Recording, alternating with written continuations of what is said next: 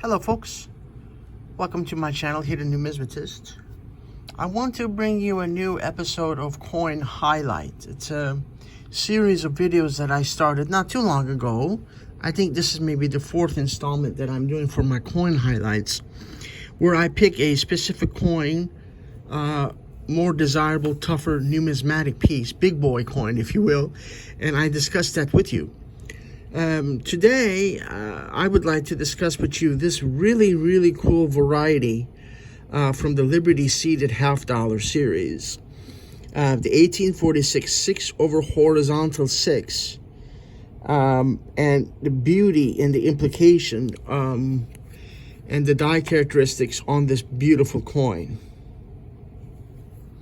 As you can see in my seated halves Dansco, I didn't crack it out of the slab. Where the port would go for it, I put just a cardboard punch from a Whitman folder, and I wrote XF40, and it's in an NGC slab, because this is a good example, folks, of a coin that you want to keep in the slab. Don't crack it out. I mean, sometimes I get it where people crack the coin out because they want to put it in the Dansco, and then they save the label, they put it in the back page. That may do for some coins, that like a straight grade, if you will. But especially for the cool varieties, the important varieties in a series. And this is a very well-known key variety, well sought-after variety in the Liberty seated half dollars. And when you got NGC and PCGS stating that it is what it is, it's a little bit more difficult for a dealer or the next collector that's going to own it to argue with you, because you got NGC behind you. But anyway, I also know that it's the variety because I know what I'm doing when it comes to seated coinage. I have the Wiley Bogart book, so it's there, and I purchased this from Gary Fortune, who's a very well-known national professional numismatist coin dealer that knows his seated very well. So I bought this over the phone with him. I saw it on his website, and I'm glad to have it, because this seated Dansco album is a tough book to do, but that's a neat variety to have. Let's get into it in detail. This is the date overall that we're looking for, folks. I pulled this from, I believe, PCGS Coin Facts, and put it in the Word document for you. And this is exactly what we're looking for. This is the son of a gun here that makes this coin what it is. And you see a little bit, not much, but this is what it is. Over 6 over horizontal 6. And you can see it in this beautiful lady as well. I mean, it's there. It's right in the tip of my fingernail. I know it without a doubt, 100% confident that it's there. And what a beautiful lady that Christian Gobrecht designed for us. Thank you, brother Christian. This is a beautiful coin. I love the seated halves and seated quarters. So I'm going to explain to you folks what it is, what this variety is. All right. The 1846 over horizontal 6 error was caused when the engraver punched the standard 184 into the die and mistakenly had the number 6 punch positions 90 degrees off, which resulted in a horizontal 6. After noticing the error and the mistake, the die was then positioned correctly and stamped over much of the underlying 6. Boom, so that's the diagnostic. This with a 90 degree off 6. Parts of the underlying 6, boom, right there, is still very noticeable towards the left and the bottom portions of the 6. And this is the type of coin where you want to get a good, decent grade. You can probably see the horizontalness on a very good to a good, but this is, in my opinion, XF is where you need really the coin to be in a straight grade, preferably not clean, because numismatically clean will kill this coin. But this is an example where this needs to be a decent grade for the coin, so we can really appreciate that over horizontal 6. Beautiful coin. Professional numismatist Ron Guth, as I've told you on my channel before, I got a lot of respect for this man. He states, this is a great eyeball variety that is very easy to identify. Yeah, assuming you know what you're doing. Because at first, you know, when you first started seeded halves, you can fill out the normal dates. But this variety is, yeah, it's very easy to see if you've been doing it for a good number of years. But for a beginner, not really, especially on the low grade. As the engraver was working on the die, he first punched the first 3-digit, 184. When he punched in the 6 as the fourth and final digit, it was turned 90 degrees. Now, I'm sorry to be repeating itself, but Ron Guth explains it a little bit differently. In a clockwise direction, it was turned 90 degrees in a clockwise direction. Upon discovering the error, the engraver simply turned the punch into the proper position, then pounded away, obliterating most, but not all, of the underlying digit. See, I like the verbiage that Ron Guth uses. Guys know what he's doing, man. He's a professional numismatist. Of the 3 major varieties for this year, medium date, tall date, 6/6, over 106, this is the most difficult. Bingo, see? That's what I mean. You got to know the series. You got to know the variety.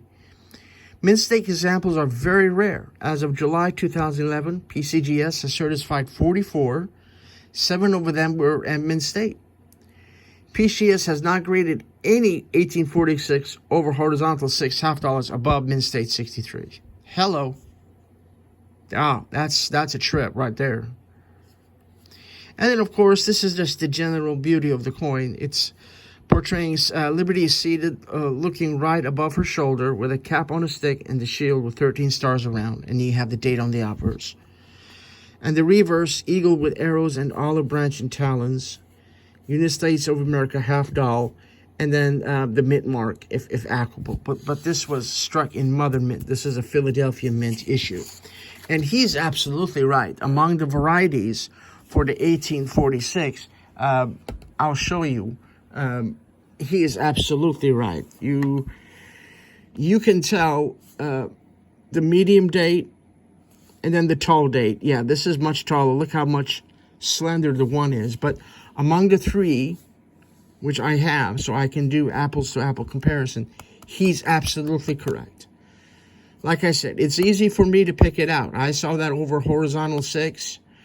And it's Jerry Fortune. It's in the NGC slab, so it's like a no-brainer. But like I said, you got to feel confident and know, and you know in your heart and soul that it has the variety that whoever the dealer is, you know, you have to know it. So that's what's the beauty of these seeded halves. And these are Bogart Raleigh varieties as well, and this one as well. But they're so common and so plentiful out there relative to others that they don't really designate that. So, and then overall seeded halves went from 1839 to 1891, and seeded coinage is one of the series coinages that's really, really close to my heart, and I love cap bust and, of course, my half cents and large cents. But I wanted to bring to you this really, really cool tight variety. I mean, this is a really tight variety in the seeded halves. Beautiful grade of XF40 straight grade. What a beautiful coin. And to have this from Jerry Fortune Rare Coins is so cool. Because he's one of the dealers that you look up to, you know, when you're a kid in this hobby. I mean, I'm no kid, but relative to Jerry Fortune, who am I? So you put me next to Jerry Fortune, I'm going to look like an elf with my knowledge. But I wanted to bring you another big boy coin, big serious coin, if you will, and make this a coin highlight, because I'm telling you, man, these seeded halves are truly a beautiful coin. I'm stuck on whether I like the seeded half design or cap bust. It's hard. I love the varieties, the overdates that the cap bust halves offer, that series offers. And then the number of varieties kind of goes down sharply, but not much. There's still a hell of a lot of Overton varieties in the seeded coinage. And Wiley Bogart, mostly Wiley Bogart, and then Overton was capped. I said that backwards. Overton is cap bust, and Wiley Bogart WB is seeded. I said that backwards, folks. So another beautiful coin that I'm very blessed to own.